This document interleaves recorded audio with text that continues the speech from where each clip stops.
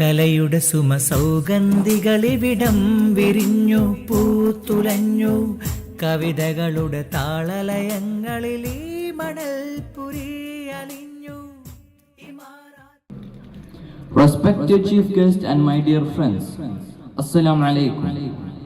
In this precious occasion, I would like to express my thoughts about enriched adolescence. Adolescence is a very difficult period, no matter where you are born. It is a period between childhood and adulthood. Youth is the most important stage of our life because this is a stage where we have to choose a path. The path may be right or wrong. The youth will have many deviations and distractions like watching movies, listening to songs, playing games, alcohol, cigarettes, etc. This is an age where we do not have complete control of our life and we get addicted and attracted to things which are disliked and prohibited in Islam. They might give us material pleasure for some time, but they're definitely harmful in the hereafter. They have greater degree of freedom and are exposed to more of the world, good or bad, around them. The school culture, the teachers and peers, home environment, parents, TV programs and internet are constantly shaping their thoughts and influencing their actions.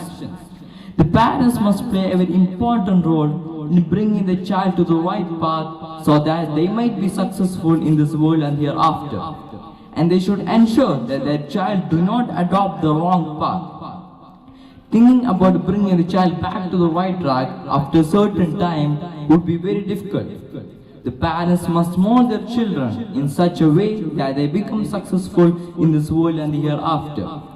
Helping your child with some basic skills will make them more independent and will help them to a broad range of personal, social and cognitive skills. The parents are the greatest instruments of shaping a human being, good or bad, from the child. The greatest service the parents can render to the child is to teach them to be bold, just, wise, loyal, hardworking and educated.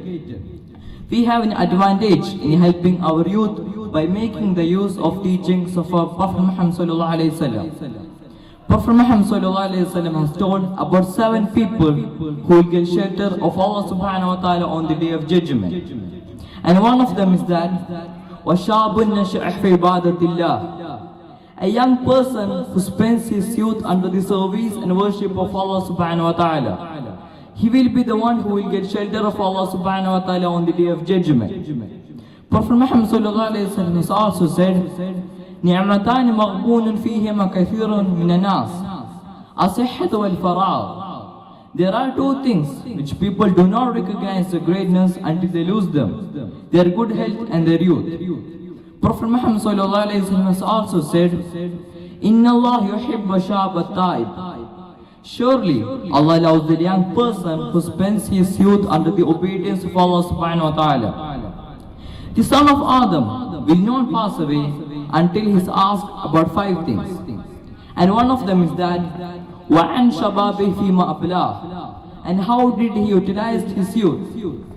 This hadith is a clear indication of how important the youth is in terms of one's accountability.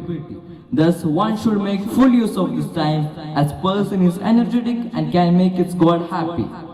Today's youth should be the youth with a mission to contribute for Islam. The youth can contribute to Islam by giving his time and talent. The youth should grasp good knowledge about Islam and make effective utilization of the time and talent given by Allah subhanahu wa ta'ala. The youth should also bring a drastic change in the society. The youth should work with an objective of making Islam prevalent over all the other ways of life. May Allah subhanahu wa ta'ala bless us to live imitating Prophet Muhammad sallallahu alaihi wasallam and his companions. By here let me conclude my words with a prayer.